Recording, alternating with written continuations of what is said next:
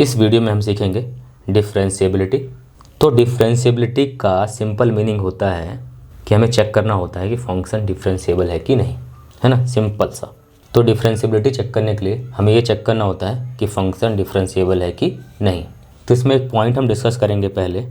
Function can be differentiable only at those points where it is continuous. तो अगर function continuous नहीं है किसी भी पॉइंट पे तो वहाँ पर वो डिफरेंशिएबल कभी नहीं होगा। तो अगर फंक्शन को डिफरेंशिएबल होना है तो उसके पहले उसको वहाँ पर कंटिन्यूअस होना पड़ेगा। जिस पॉइंट पे हम डिफरेंशिएबिलिटी चेक कर रहे हैं उस पॉइंट पे फंक्शन को कंटिन्यूअस होना ही पड़ेगा। तो अगर फंक्शन कंटिन्यूअस है तो डिफरेंशिएबल हो सकता है। ज़रूरी नहीं है कि अगर वो कंटिन्यूअस है तो डिफरेंशिएबल होगा ही होगा, पर अगर वो डिफरेंशिएबल है तो कंटिन्यूअस उसको होना ही पड़ेगा। ठीक है, ये पॉइंट आप याद रखिए। तो इसका मतलब आप ये भी निकाल सकते हैं, if function is discontinuous at a point then it is non differentiable at that point. तो अगर फंक्शन डिसकंटिन्यूअस है किसी भी पॉइंट पे तो वहाँ पर वो डिफरेंशिएबल हो ही नहीं सकता। हम यहाँ पर डिफरेंशिएबिलिटी को ग्राफ से समझते हैं। तो यहाँ पर हम पहला ग्राफ ड्रॉ करेंगे इस तरह से। यहाँ पर हमें पॉइंट ए पे फंक्शन की वैल्यू एल मिल रही है, ठीक है।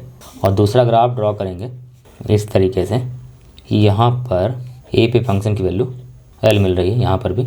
और तीसरा ग्राफ हम ड्रॉ करेंगे कुछ इस तरीके से। तो यहाँ पर पॉइंट ए पे फंक्शन डिसकंटिन्यूअस है, तो जब हम लेफ्ट साइड से आएंगे ए को तो L2 मिलेगा हमें ए पे, और जब हम राइट साइड से ए को आएंगे तो राइट हैंड लिमिट हमें L1 मिलेगा।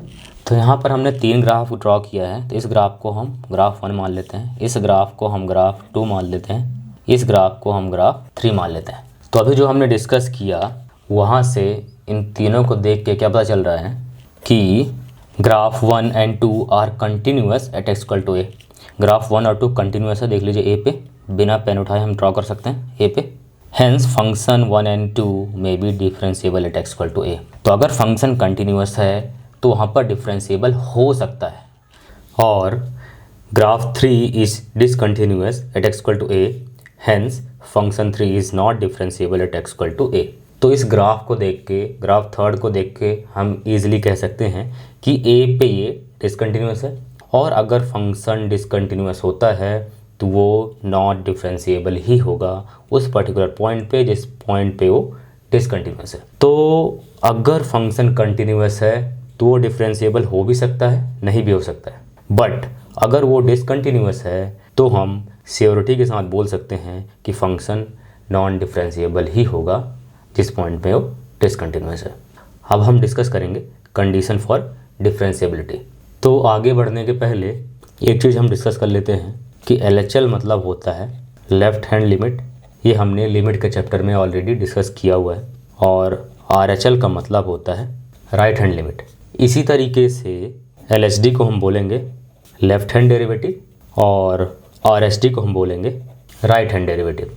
तो अगर हमें कोई फंक्शन दिया हुआ है से y equal to F of x, ये एक फंक्शन है, then at any x equal to A, x equal to A का पॉइंट ले लेते हैं एक्स एक्सिस पे। तो ए पे हम राइट साइड से अप्रोच कर सकते हैं और ए को हम लेफ़्ट साइड से भी अप्रोच कर सकते हैं। तो जब ए को हम लेफ़्ट साइड से अप्रोच करते हैं और जो हमें फंक्शन की वैल्यू मिलती है उसे हम LHL बोलते हैं, और जब हम राइट साइड से अप्रोच करते हैं ए को और फंक्शन की वैल्यू जो टेंड करती है उसको हम RHL बोलते हैं। ये हमने ऑलरेडी डिस्कस किया हुआ है। और लिमिट के चैप्टर में हमने डिस्कस किया था कि LHL होता है जब हम ए को लेफ़्ट साइड से अप्रोच करते हैं। माइनस साइन का मतलब होता है हम ए को लेफ़्ट साइड से अप्रोच कर रहे हैं। तो जो हमें फंक्शन की वैल्यू मिलती है, फंक्शन की वैल्यू जो टेंड होती है उसे हम LHL बोलते हैं, उसको हम L1 मान लेते हैं। और RHL होता है जब हम x को राइट साइड से अप्रोच करते हैं, तो जो हमें फंक्शन की वैल्यू मिलती है उसे हम RHL बोलते हैं, इसको हम L2 मान लेते हैं। नाउ अगर मैं फंक्शन को डिफरेंशिएट कर दूं तो मुझे f डैश ऑफ x मिलेगा, और अगर मैं फंक्शन को लेफ़्ट साइड से अप्रोच करूं f डैश ऑफ x को, इसको डिफरेंशिएट करके अगर इस फंक्शन को मैं लेफ़्ट साइड से अप्रोच करूं a पे तो मुझे से m1 मिलेगा। कोई स्लोप पे टेंड करेगा ये फंक्शन इस पॉइंट पे, तो उसको हम LHD बोलते हैं, लेफ्ट हैंड डेरिवेटिव। और इसी तरह से RHD होगा जब लिमिट x को राइट साइड से अप्रोच करेगा और वो फंक्शन होगा f डैश ऑफ x, तो इसको हम M2 मान लेते हैं। तो फंक्शन को अगर हम अप्रोच करें a की तरफ तो LHL या फिर RHL मिलेगा। लेकिन फंक्शन को अगर हम डिफ्रेंशिएट कर दें फिर हम उसको अप्रोच करें लेफ्ट साइड से या राइट साइड से तो हमें LHD या RHD मिलेगा। तो लेफ्ट हैंड डेरिवेटिव निकालने का ये फार्मूला है और राइट हैंड डेरिवेटिव निकालने का ये फार्मूला है। और अगर LHD और RHD निकालने के बाद दोनों हमें सेम वैल्यू मिलते हैं, से LHD इक्वल टू RHD, ठीक है, अगर ये कंडीशन सेटिस्फाई करती है तो हम कह सकते हैं कि फंक्शन f(x) डिफरेंशिएबल है x इक्वल टू a पे। और ये भी कह सकते हैं कि ये कंडीशन है डिफरेंशिएबिलिटी के लिए x इक्वल टू a पे। तो अगर ये कंडीशन सेटिस्फाई करेगा तो फंक्शन डिफरेंशिएबल होगा x इक्वल टू a पे। तो अभी हम LHD और RHD को डिटेल में समझेंगे कि एक्चुअल में होते क्या हैं, फिर हम कुछ क्वेश्चन भी सॉल्व करेंगे। तो पहले हम LHD यानी लेफ्ट हैंड डेरिवेटिव डिस्कस कर लेते हैं। तो ये चीज़ अभी हमने डिस्कस किया था कि LHD का जो फॉर्मूला है, तो अगर मैं लेफ्ट साइड से टेंड करूं a की तरफ तो जो मुझे f(x) की वैल्यू मिलती है उसी को LHD बोलते हैं। इसको हम m1 मान लेते हैं। इसको हम ये भी बोल सकते हैं कि this is LHL of f(x), left hand limit of derivative of function. तो फंक्शन को जब मैं डेरिवेट करूँ y इक्वल टू f(x) को जब मैं डिफ्रेंशिएट कर दूँ, उसका जब मैं LHL निकालूंगा तो मुझे एक्चुअल में LHD मिलेगा।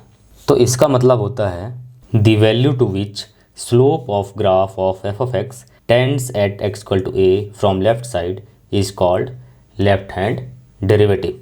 इसका मतलब है जब हम x इक्वल टू a को लेफ्ट साइड से अप्रोच करते हैं तो जो फंक्शन का स्लोप है वो जिस वैल्यू को टेंड करता है उसी को हम LHD बोलते हैं। इसको अगर हम ग्राफ से समझें तो ये y इक्वल टू f(x) का हमने ग्राफ ड्रॉ कर लिया। तो जब मैं a को लेफ्ट साइड से अप्रोच करूँगा तो जो स्लोप की वैल्यू a पे अप्रोच करने से लेफ्ट साइड से जो हमें मिलेगी उसी को LHD बोलते हैं।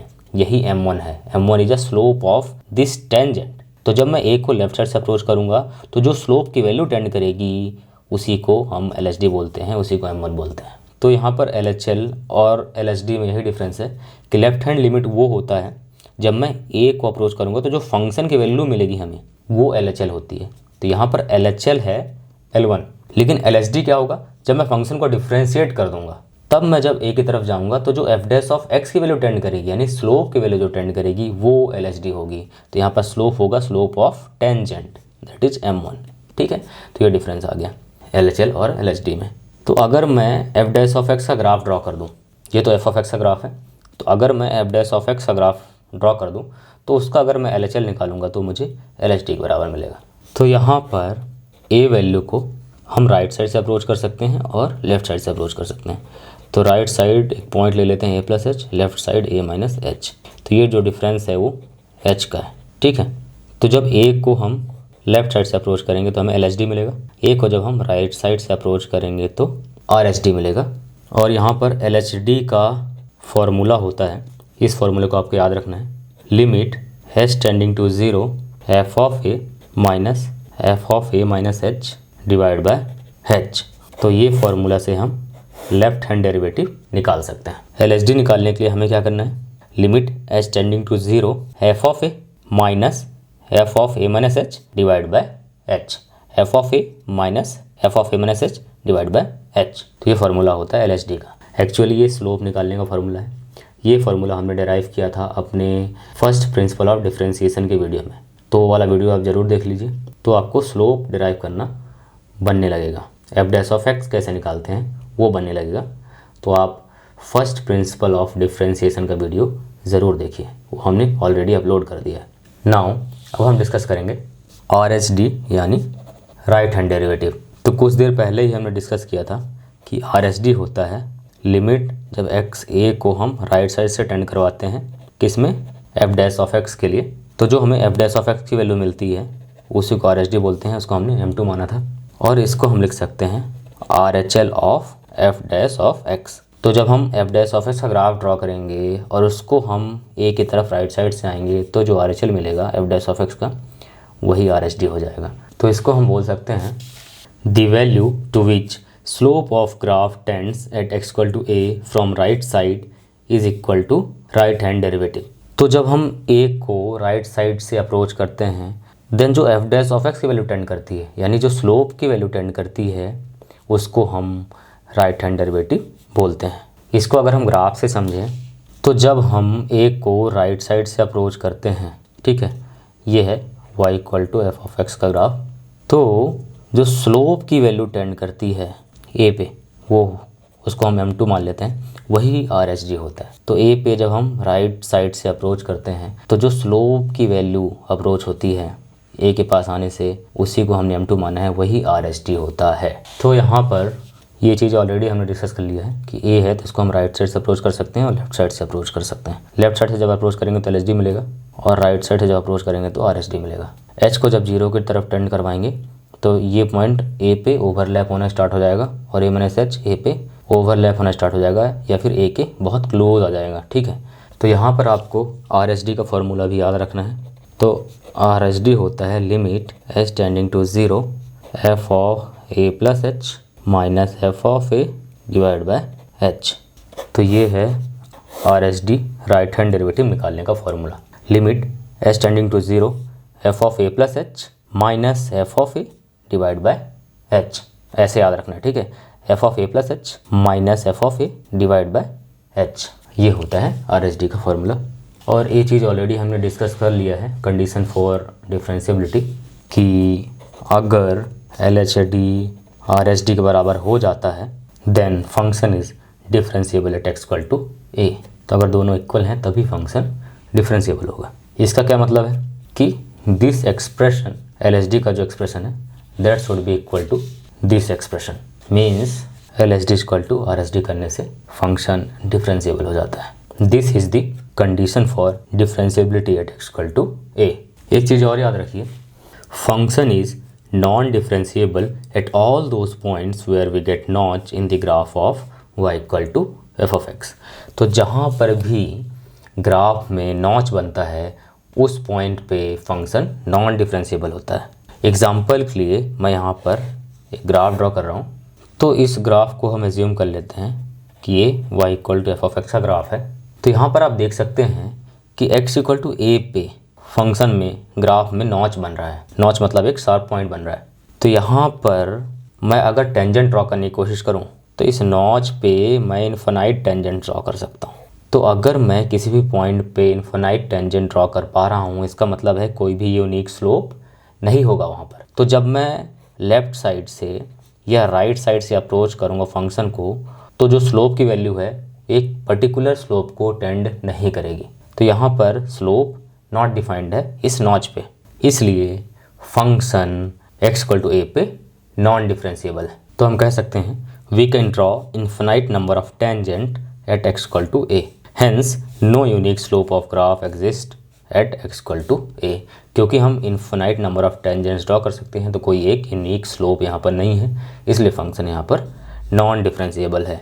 तो कहीं पर भी अगर ग्राफ में एक नॉच दिख जाए वहाँ पर वो फंक्शन नॉन डिफरेंशिएबल होगा ही होगा। अभी हम एक क्वेश्चन करेंगे। तो हमें क्वेश्चन दिया हुआ है discuss the continuity and differentiability of the function. ये फंक्शन दिया हुआ है एट x इक्वल टू 0। तो यहाँ पर x इक्वल टू 0 पे हमें चेक करना है कंटिन्यूटी एंड डिफरेंशिएबिलिटी। तो यहाँ पर a इक्वल टू 0 हो गया, ठीक है। हमें RSD का फॉर्मूला पता है, ऑलरेडी हमने डिस्कस किया हुआ है। ये RSD का फॉर्मूला होता है। यहाँ पर a की वैल्यू 0 है क्योंकि x इक्वल टू 0 पे हमें निकालना है कंटिन्यूटी एंड डिफरेंशिएबिलिटी। तो यहाँ पर फंक्शन दिया हुआ है x square into sine of 1/x। तो जब हम x को लेफ्ट साइड से अप्रोच करेंगे या फिर x को हम राइट साइड से अप्रोच करेंगे तो यही वाला फंक्शन यूज़ होगा। और x इक्वल टू 0 पे फंक्शन की वैल्यू 0 है। और इसको हम इस तरीके से लिख सकते हैं, जहाँ जहाँ a था वहाँ हमने 0 डाल दिया, ठीक है, क्योंकि a की वैल्यू 0 है। नाउ ये हो जाएगा limit h tending to 0 f of h minus f of 0/h। तो अभी जहाँ जहाँ x है फंक्शन में वहाँ h डाल दीजिए तो आपको एफ ऑफ h मिल जाएगा। तो ये हो जाएगा limit h tending to 0 h square sine of 1/h। तो ये हो जाएगा 0 डिवाइड बाय h। तो अभी ये हो जाएगा limit h tending to 0 h square sine of 1/h divide by h। तो यहाँ पर h से कैंसिल हो जाएगा और हमें मिलेगा limit h tending to 0 h sine of 1/h। तो जब h 0 को टेंड करेगा तो यहाँ पर भी सेम कंडीशन अप्लाई हो रही है कि जो साइन वैल्यू है, साइन वैल्यू हमेशा -1 से 1 के बीच में ही लाई करता है। तो ये हमेशा यहाँ पर मैं लिख देता हूँ, साइन जो थीटा होता है वो -1 से 1 के बीच में ही लाई करता है। तो जब साइन थीटा -1 से 1 के बीच में लाई करेगा तो ये साइन वैल्यू भी आप एच की जगह कुछ भी डाल दीजिए, ये -1 से 1 के बीच में ही लाई करेगा, ठीक है। और एच जब 0 टेंड करेगा तो 0 into any value between -1 to 1 0 हो जाएगा, तो ये 0 हो गया। तो आर एच डी हमें 0 मिल गया। नाउ हम एल एच डी निकालेंगे। ये एल एच डी का फॉर्मूला होता है, ए की वैल्यू 0 है तो आप यहाँ डाल दीजिए तो आपको ये मिल जाएगा। तो ये हो जाएगा limit h tending to 0 f of 0 minus f of minus h by h, ठीक है।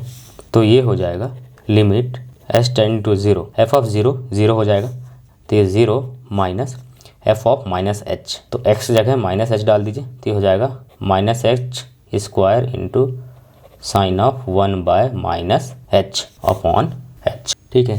तो ये हो जाएगा एच स्क्वायर, ठीक है, इंटू साइन -1 बाय एच हो जाएगा। जब माइनस साइन बाहर लाएंगे तो माइनस माइनस प्लस हो जाएगा, तो ये प्लस साइन ही होगा इधर, और ये हो जाएगा साइन 1 बाय एच, यहाँ से माइनस साइन बाहर ला के प्लस हो गया डिवाइड बाय एच, एक एच इससे कट गया, तो ये आ गया limit h tending to 0 h sine of 1 by h. तो यहाँ पर भी साइन 1 बाय एच -1 से 1 के बीच में लाई करेगा, ठीक है।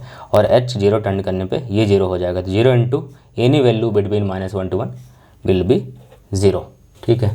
देखो ये वैल्यू साइन 1 बाय एच पहले भी हमने डिस्कस किया हुआ है, -1 से 1 के बीच में ही लाई करेगी। साइन हमेशा -1 से 1 के बीच में लाई करता है, तो 0 को अगर एनी वैल्यू बिटवीन -1 से 1 के बीच में मल्टीप्लाई करेंगे तो 0 ही होगा, ठीक है। ये जस्ट समझने के लिए बता रहा हूँ। तो एल एच डी हमें मिल गया 0, हमें आर एच डी भी 0 मिला था, यहाँ पर एल एच डी भी 0 मिल गया, ठीक है। दोनों वैल्यू यहाँ पर 0 है, तो यहाँ पर हम कह सकते हैं L H D equal to R H D, और जब L H D equal to R H D होता है तो फंक्शन डिफरेंशिएबल होता है। तो x इक्वल टू 0 पे हमने आर एच डी और एल एच डी निकाला, तो x इक्वल टू 0 पे फंक्शन डिफरेंशिएबल होगा। और जब फंक्शन डिफरेंशिएबल होता है इसका मतलब है कि फंक्शन कंटिन्यूअस होगा ही होगा। इसका मतलब है function is continuous at x equal to 0। ये हमने पहले डिस्कस किया हुआ है कि अगर फंक्शन डिफरेंशिएबल है तो फंक्शन को कंटिन्यूअस होना ही पड़ेगा, ठीक है। तो हमने ये प्रूव कर दिया कि फंक्शन डिफरेंशिएबल है तो वो कंटिन्यूअस भी होगा उसी पॉइंट पे। एक और क्वेश्चन सॉल्व करेंगे। तो हमें एक क्वेश्चन दिया हुआ है जिसमें एक फंक्शन दिया हुआ है, ठीक है। हमें चेक करना है continuity and differentiability at x equal to 1। तो पहले हम कंटिन्यूटी चेक कर लेते हैं। तो एट x इक्वल टू 1 पहले हम LHL निकाल लेते हैं। LHL क्या होगा, limit x tending to a from left side उस फंक्शन की value x square plus x plus 1। तो जब हम लेफ्ट साइड से x को अप्रोच करेंगे तो ये वाला फंक्शन है लेफ्ट साइड, ठीक है, x इक्वल टू 1 के, तो ये वाला फंक्शन यहाँ पर यूज़ करेंगे, ठीक है। तो x इक्वल टू 1 डाल दीजिए यहाँ पर, तो हो जाएगा 1 square plus 1 plus 1 that is 3। देखिए 1 के पहले जो फंक्शन है ये एक क्वाड्रेटिक इक्वेशन है, ठीक है, एक पैराबोला होगा जो हमेशा ही कंटिन्यूस होता है। तो 1 के पहले ये फंक्शन कंटिन्यूस ही है, इसलिए डायरेक्टली हम x जगह 1 डाल के LHL निकाल सकते हैं। अदरवाइज़ आप चाहो तो लेफ्ट हैंड लिमिट का फॉर्मूला यूज़ करके भी ये वैल्यू निकाल सकते हैं, सेम ही आएगा। इस तरीके से जब हम RHL निकालेंगे तो हमें 1 की तरफ राइट साइड से अप्रोच करना पड़ेगा, और जब हम 1 की तरफ राइट साइड से अप्रोच कर रहे हैं तो ये वाला फंक्शन मिलेगा हमें, ठीक है, क्योंकि जब x 1 से बड़ा है तो ये वाला फंक्शन है। तो यहाँ पर x स्क्वायर प्लस 2 यूज़ करेंगे, क्योंकि ये भी एक पैराबोला है तो ये भी कंटिन्यूस ही होगा। x ग्रेटर देन 1 के बाद ये तो कंटिन्यूस ही होगा, ठीक है। तो डायरेक्टली हम यहाँ पर x इक्वल टू 1 डाल के RHL निकाल सकते हैं। तो ये हो जाएगा 1 square plus 2 that is equal to 3। आप चाहें तो RHL का फार्मूला भी लगा सकते हैं, ऑलरेडी मैंने LHL और RHL का फार्मूला अपने पिछले वीडियोस में डिस्कस किया हुआ है, तो वो लगा के आप LHL और RHL निकाल सकते हैं, दोनों सेम ही आएंगे। तो यहाँ पर LHL 3 आ गया और RHL भी 3 आ गया। अब मैं फंक्शन की वैल्यू निकालूंगा एट x इक्वल टू 1। तो 1 पे जहाँ पर x 1 हो रहा है तो वहाँ पर ये वाला फंक्शन है, ठीक है, तो ये वाला फंक्शन यूज़ करेंगे। तो जब मैं x square plus x plus 1 में x इक्वल टू 1 डाल दूंगा तो मुझे f(1) मिल जाएगा। इसमें मुझे x इक्वल टू 1 डालना है, तो x इक्वल टू 1 यहाँ पर डाल दो तो 1 स्क्वायर प्लस 1 प्लस 1 तो हमें 3 मिल गया। तो f(1) भी 3 है। तो हमें क्या मिल गया, LHL equal to RHL equal to function value at x equal to a की वैल्यू यहाँ पर 1 है एंड सारे 3 के बराबर है। LHL RHL और फंक्शन वैल्यू तीनों 3 के बराबर है, इसलिए कंटिन्यूटी का कंडीशन सेटिस्फाई कर रहा है यहाँ पर, और फंक्शन कंटिन्यूस हो जाएगा एट एक्स इक्वल टू 1 पे। और ये चीज़ भी हमने पहले डिस्कस किया हुआ है कि अगर फंक्शन कंटिन्यूस होता है तो फंक्शन डिफरेंशिएबल भी हो सकता है, ठीक है। तो यहाँ पर फंक्शन डिफरेंशिएबल भी हो सकता है, तो अब हम डिफरेंशिएबिलिटी चेक करेंगे। पर अगर ये फंक्शन डिसकंटिन्यूस हो जाता है eight x equal to A, तो हम डिफरेंशिएबिलिटी चेक नहीं करते, हम ये बोल देते क्योंकि फंक्शन डिसकंटिन्यूस है एक्स इक्वल टू 1 पर, तो फंक्शन नॉन डिफरेंशिएबल होगा एट एक्स इक्वल टू 1 पे, ठीक है। क्योंकि डिफरेंशिएबल होने के लिए पहले कंटिन्यूस होना ज़रूरी है। अब कंटिन्यूस क्योंकि है तो अब हम डिफरेंशिएबिलिटी चेक करेंगे, फंक्शन डिफरेंशिएबल हो सकता है। तो ये चीज़ हमने पहले भी डिस्कस किया हुआ है कि 1 के पहले ये कंटिन्यूस है तो इसको हम डिफरेंशिएट कर सकते हैं, 1 के बाद ये भी कंटिन्यूस है तो इसको हम इंडिविजुअली डिफरेंशिएट कर सकते हैं। तो दोनों को अगर मैं इंडिविजुअली डिफरेंशिएट करूं तो मुझे एफ डैश ऑफ एक्स मिल जाएगा, ठीक है। तो यहाँ पर एफ ऑफ एक्स को मैं डिफरेंशिएट कर रहा हूँ तो मुझे मिल जाएगा एफ डैश ऑफ एक्स। तो जब हम x square plus x plus 1 को डिफरेंशिएट करेंगे तो हमें मिलेगा 2x प्लस 1, ठीक है। तो ये हो जाएगा 2x प्लस 1 जब x लाई करता है 0 से 1 के बीच में, और जब इसको डिफरेंशिएट करेंगे तो हमें मिलेगा 2x। तो सेकंड वाले फंक्शन से हमें मिल जाएगा 2x जब x लाई करता है 1 से 2 के बीच में। क्योंकि हमने फंक्शन को डिफरेंशिएट कर दिया तो इसका LHL और इसका RHL फंक्शन का LHD और RHD हो जाएगा। तो ये हमने पहले भी डिस्कस किया हुआ है, LHD will be equal to LHL of f dash of x. अगर मैं एफ डैश ऑफ एक्स का LHL निकालूंगा तो एक्चुअली मेन फंक्शन का जो ये वाला फंक्शन है इसका LHD मिल जाएगा हमें, क्योंकि हमने फंक्शन को डिफरेंशिएट कर दिया है। तो ये हो जाएगा limit x tending to 1 from negative side left side. तो जब x1 को जब हम लेफ्ट साइड से अप्रोच करेंगे तो ये वाला फंक्शन होगा, इसमें x इक्वल टू 1 डाल दीजिए, 2 × 1 + 1 3, ये हो गया LHD। एक्चुअली हमने एफ डैश ऑफ एक्स का LHL निकाला है जो LHD हो गया है ओरिजिनल एफ ऑफ एक्स का, ठीक है। इसी तरीके से जब मैं RHD निकालूंगा तो हो जाएगा RHL of f dash of x. तो अगर एफ डैश ऑफ एक्स का RHL निकालूँ तो मुझे एक्चुअली RHD मिल जाएगा एफ ऑफ एक्स का। तो ये हो जाएगा limit x tending to 1 from right side. जब मैं राइट साइड से अप्रोच कर रहा हूँ तो 2x है यहाँ पर, 2x तो 2 × 1 यहाँ डाल दो तो ये हो जाएगा 2। तो ये मुझे मिल गया RHD, ठीक है। तो यहाँ पर डायरेक्टली हमने x जगह 1 डाल दिया, ठीक है, क्योंकि ये फंक्शन कंटिन्यूस है, ये फंक्शन भी कंटिन्यूस है, दोनों स्ट्रेट लाइन है, ठीक है। तो डायरेक्टली हमने यहाँ डाल के आंसर निकाल लिया। आप चाहें तो LHL और RHL का फॉर्मूला भी लगा सकते हैं जो ऑलरेडी हमने डिस्कस किया हुआ है अपने पिछले वीडियोस में, दोनों सेम आंसर आएगा। तो यहाँ पर हमें LHD मिल गया 3 और RHD मिल गया 2। तो यहाँ पर आप देख सकते हैं कि दोनों से हमें ये मिलता है कि LHD is not equal to RHD, और जब LHD RHD के बराबर नहीं है इसलिए हम कह सकते हैं कि function is non differentiable at x equal to 1। Function x equal to 1 पे कंटिन्यूस तो है पर ये डिफरेंशिएबल नहीं है क्योंकि LHD is not equal to RHD। हम सेम क्वेश्चन को ग्राफ यूज़ करके भी सॉल्व कर सकते थे, वहाँ पर ईजिली हमें दिख जाता कि फंक्शन कंटिन्यूस है लेकिन डिफरेंशिएबल नहीं है। तो इस फंक्शन का पहले हम ग्राफ ड्रॉ करते हैं। तो ये हमें फंक्शन दिया हुआ था, ठीक है। ये फंक्शन दो इंडिविजुअल फंक्शन से मिल के बना हुआ है। तो जब x 0 से 1 के बीच में है तो ये वाला फंक्शन है, और जब x 1 से 2 के बीच में है तो ये वाला फंक्शन है। तो यहाँ पर हम कह सकते हैं कि जब x 0 से 1 के बीच में होगा तो केवल इस फंक्शन का ग्राफ होगा, और जब x 1 से 2 के बीच में होगा तो केवल इस फंक्शन का ग्राफ होगा, ठीक है। तो हमारे पास दो फंक्शन है y equal to x square plus x plus 1 जब x 0 से 1 के बीच में है, और ये है y equal to x square plus 2 जब x 1 से 2 के बीच में है, ठीक है। तो हमारे पास दो इंडिविजुअल फंक्शन है। तो इसका एक मैं रफ ग्राफ ड्रॉ कर रहा हूँ।